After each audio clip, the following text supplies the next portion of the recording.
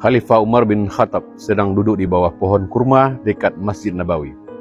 Tiba-tiba datanglah 3 orang pemuda. 2 pemuda memegangi seorang pemuda yang lusuh diapit oleh mereka. Ketika sudah berhadapan dengan Umar, kedua pemuda yang ternyata kakak beradik itu berkata, "Tegakkanlah keadilan untuk kami, wahai Amirul Mukminin. Pemuda lusuh ini telah membunuh ayah kami," ujar kedua pemuda yang tadi serentak. "Benarkah engkau membunuh ayah mereka, wahai anak muda?" tanya Umar. "Benar, wahai Amirul Mukminin." "Ceritakanlah kepada kami kejadiannya," ujar Umar. Pemuda lusuh itu kemudian memulai ceritanya. "Aku datang dari pedalaman yang jauh. Kaumku mempercayakan aku untuk suatu urusan muamalah untuk kuselesaikan di kota ini. Sampai aku di kota ini, kuikat untaku pada sebuah pohon kurma lalu kutinggalkan dia. Begitu kembali, aku sangat terkejut melihat seorang laki-laki tua sedang menyembelih untaku. Rupanya untaku terlepas dan merusak kebun yang menjadi milik laki-laki tua itu. Sungguh aku sangat marah. Segera ku cabut pedangku dan kubunuh ia. Ternyata ia adalah ayah dari kedua pemuda ini." "Wahai Amirul Mukminin, tegakkanlah hukum Allah," ujar pemuda lusuh tersebut. "Laksanakanlah kisas atasku. Aku ridho dengan ketentuan Allah," ujarnya dengan tegas. "Namun, izinkan aku menyelesaikan dulu urusan kaumku. Berilah aku waktu tangguh 3 hari. Aku akan kembali untuk menerima sanksi atas perbuatanku." "Baik, aku akan memberimu waktu 3 hari, tapi harus ada yang mau menjaminmu agar kamu kembali untuk menepati janji," kata Umar. "Aku tidak memiliki seorang kerabat pun di sini, hanya Allah. Hanya Allah lah yang penjaminku."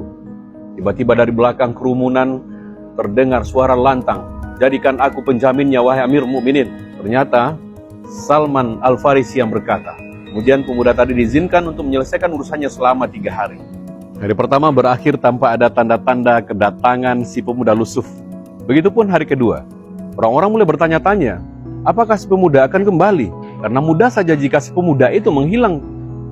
Hari ketiga pun tiba, orang-orang mulai meragukan kedatangan si pemuda.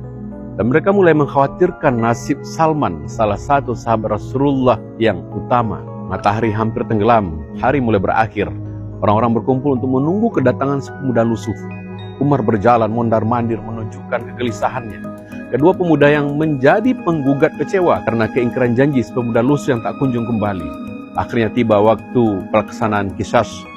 Salman dengan tenang dan penuh tawakal berjalan menuju tempat eksekusi. Hadirin mulai terisak karena menyaksikan orang hebat seperti Salman akan dikorbankan. Tiba-tiba di kejauhan ada sesosok bayangan berlari terseok-seok, jatuh, bangkit, kembali jatuh, lalu bangkit kembali. "Itu dia!" teriak Umar. "Dia datang menepati janjinya." Dengan tubuhnya bersimbah peluh dan nafas tersengal-sengal, si pemuda itu ambruk di pangkuan Umar. Maafkan aku, wahai Amirul Mukminin," ujarnya dengan susah payah dan nafas tersengal. "Tak kukira urusan kaumku menyita banyak waktu. Pacu tungganganku tanpa henti hingga ia sekarat di gurun. Terpaksa aku tinggalkan. Lalu aku berlari dari sana," kata si pemuda lusuh dengan suara yang tersengal-sengal. "Mengapa kau susah payah kembali, padahal kau bisa saja kabur dan menghilang?" tanya Umar. "Aku kembali agar jangan sampai ada yang mengatakan di kalangan muslimin tak ada lagi kesatria menepati janji," jawab si pemuda lusuh sambil tersenyum. Mata Umar berkaca-kaca menahan haru. Lalu ia bertanya, "Lalu kau Salman, mengapa mau-maunya kau menjamin orang yang baru saja kau kenal?" Kemudian Salman menjawab, "Agar jangan sampai dikatakan di kalangan kaum muslimin tidak ada lagi rasa saling percaya dan mau menanggung beban saudaranya." Hadirin mulai banyak yang menahan tangis haru dengan kejadian itu. Allahu Akbar. Tiba-tiba kedua pemuda penggugat berteriak, "Saksikanlah wahai kaum muslimin bahwa kami telah memaafkan saudara kami." Semua orang tersentak kaget. "Kalian," ujar Umar, "apa maksudnya ini? Mengapa kalian?" Umar semakin haru. Kemudian 2 pemuda menjawab dengan suara membahana, agar jangan sampai dikatakan di kalangan kaum muslimin tidak ada lagi orang yang mau memberi maaf dan sayang kepada saudaranya. Allahu Akbar, teriak hadirin. Pecahlah tangis bahagia, haru dan sukacita oleh semua orang. Kawan-kawan, semoga kisah tadi mengingatkan pada kita betapa pentingnya kita untuk menepati janji. memupuk rasa saling percaya dan mau menanggung beban saudaranya, dan memaafkan kesalahannya. Semoga menginspirasi. Assalamualaikum warahmatullahi wabarakatuh.